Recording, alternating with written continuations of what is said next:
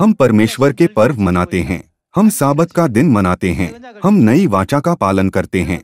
जब भी हम यह कहते हैं तो हम यह सोचकर आश्चर्यचकित हो जाते हैं, यह सत्य कितना मूल्यवान है कि परमेश्वर ने अपने जीवन का बलिदान किया, यहाँ तक कि इसे अपनी संतानों को देने के लिए जिनसे वह सबसे ज्यादा प्रेम करते हैं। उन्होंने अपना लहू भी बहाया। यह एक आत्मिक कृति है जिसे परमेश्वर ने हमें अर्थात अपनी प्रिय संतानों को देने के लिए बलिदान भी किया।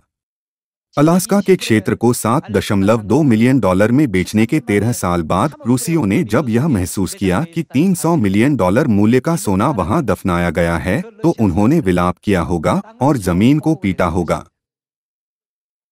जो लोग साबत के दिन फसह या 3 बार में 7 पर्वों के मूल्य को पूरी तरह से नहीं समझते हैं, वे शायद सोचते होंगे साबत का दिन मानना कितना कीमती है, पर्व मनाना कितना मूल्यवान है। इस प्रकार वे केवल सोचते हैं परमेश्वर ने हमें इसे मनाने के लिए कहा है, इसलिए हमें इसे मनाना है। हालांकि इसमें बहुत अधिक मूल्य है। साबत का दिन जिसे हम अभी मना रहे हैं बहुत महत्वपूर्ण है। यह लिखा है, इन बातों को स्वर्गदूत भी ध्यान से देखने की लालसा रखते हैं।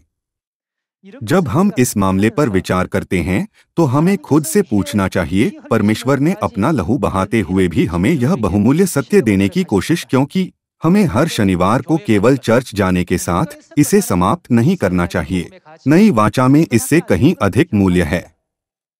यदि हम इसके वास्तविक मूल्य को समझने में विफल रहते हैं तो हम साबत के दिन फसह पर्वों और नई वाचा की उपेक्षा करेंगे।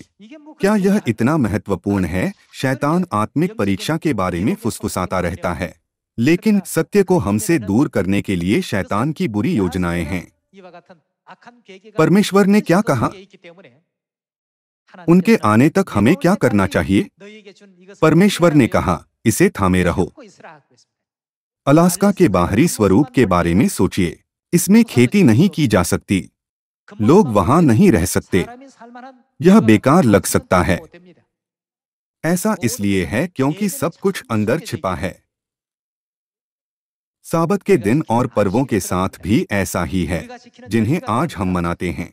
नई वाचा के सत्य के साथ भी ऐसा ही है जिसे परमेश्वर ने हमें सिखाया जब वह अंतिम युग में दूसरी बार शरीर में इस पृथ्वी पर आए। यह कितना मूल्यवान है कि यह लिखा गया है, देखी हुई वस्तुएं थोड़े ही दिन की हैं, परंतु अनदेखी वस्तुएं सदा बनी रहती हैं। मूल्य अनंत है, इसे शब्दों में वर्णित नहीं किया जा सकता है ना? बाइबल परमेश्वर का वचन है जो हमें केवल सत्य सिखाती है। यह सत्य की पुस्तक है। यह किसी बेकार चीज को मूल्यवान वस्तु के रूप में प्रस्तुत करके हमें कभी धोखा नहीं देती।